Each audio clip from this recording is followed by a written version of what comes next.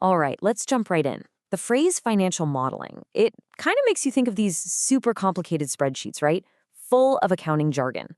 But I want you to just forget all that for a second. Think of it more like you're an architect creating the blueprint for your business's future. It's not really about the numbers themselves, it's about the story they help you build. And hey, don't just take my word for it. This isn't some niche, nice to have skill. A recent survey from Deloitte found that for CFOs all across North America, the number one thing they want to improve is financial planning and analysis, FP&A. And that's the engine room of financial modeling. The people at the very top, they're obsessed with getting this right. Okay, so I know what you're thinking. That's great for a big shot CFO, but I'm not a CFO. I'm trying to get a business off the ground. And you know what? That's exactly why this is so crucial for you. This is not some stuffy corporate tool. It is, and I'm not exaggerating here, maybe the single most important tool in your entire arsenal as an entrepreneur. So let's get into why. So, is a financial model like a crystal ball that can predict the future for your business? Well, not exactly. I mean, if it were, we'd all be retired on a beach somewhere, right? But it's genuinely the next best thing. Think of it as your guide, your blueprint for getting through the inevitable twists and turns. What it does at its very core is pretty amazing, actually. It takes all the stuff that's floating around in your head, your big vision, your business plan, even just your gut feelings, and it translates all of that into a solid set of numbers. It takes what if and turns it into here's what's likely to happen. All right, we gotta clear something up. This is a big one. People throw around the words model and forecast like they're the same thing, but they're really not. Let me put it this way. It's like the difference between a blueprint for a house and, say, a weather report. So check this out. A forecast, that's your weather report.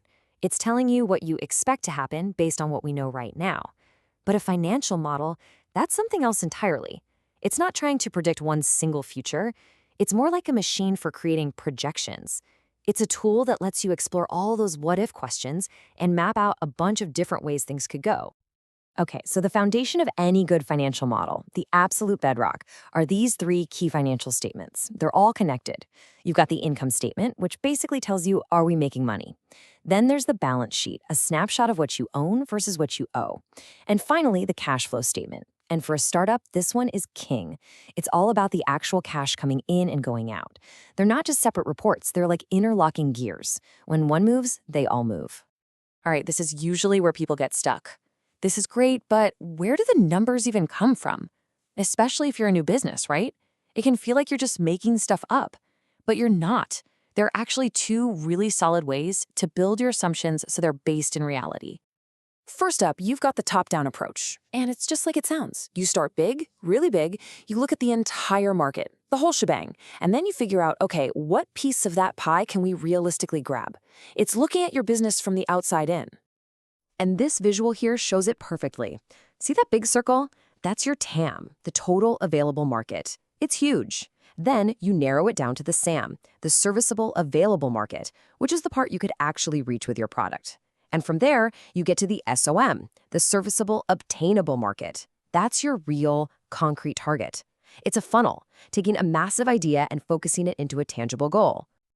Okay, method number 2 is the bottom-up approach. And if top-down is the dream, this is the reality check. Instead of starting with the huge market, you start with you, with your own team, your own resources. How many widgets can you actually make? How many sales calls can your team realistically handle? This is building your numbers from the inside out. So the big question, which one should you use, top-down or bottom-up? The answer is, you need both. Seriously, the best, most believable models do this. They use the bottom-up approach to get a realistic picture of the next year or two, and then they use the top-down approach to show their long-term ambition, say for years 3 through 5. It's the perfect mix of being grounded today while aiming high for tomorrow. All right, you've got your ingredients, you've figured out your assumptions. Now it's time to actually build this thing. Let's talk about the tools you're going to use to put your blueprint together and, just as importantly, to stress test it. Your starting point, the absolute foundation, is what's called the 3-statement model. This is where you actually link your income statement, balance sheet, and cash flow together. And the magic here is that it's dynamic. If you change a sales number on the income statement, boom, it automatically updates your cash and your balance sheet. Everything talks to everything else. Now for the fun part. you can run what's called a sensitivity analysis or a what-if analysis. This is where you get to poke and prod your model. It's a focused stress test. You change one thing at a time. What if our shipping costs go up by 10%? What happens? What if our website converts 2% fewer visitors? This is how you figure out which parts of your business are the most fragile or the most powerful. Then you can level up to scenario analysis. If sensitivity analysis is about changing one thing, this is about telling a whole story. You change a bunch of variables all at once to create different futures. You'll build your base case. This is what you think will probably happen. But then you build a worst case. A recession hits, a competitor comes out of nowhere. And of course, you build a best case. What happens if that marketing campaign goes viral? This gets you ready for anything. Okay, let's pull all these threads together. We've talked about what a model is, how to get your numbers, the tools you can use. But what does it all mean? The real power comes when you stop seeing it as a spreadsheet and start using it as your day-to-day strategic guide. So, what's the payoff for all this work? What does this blueprint actually unlock for you? Well, for starters, it gives you a rock-solid, credible plan when you go ask for funding.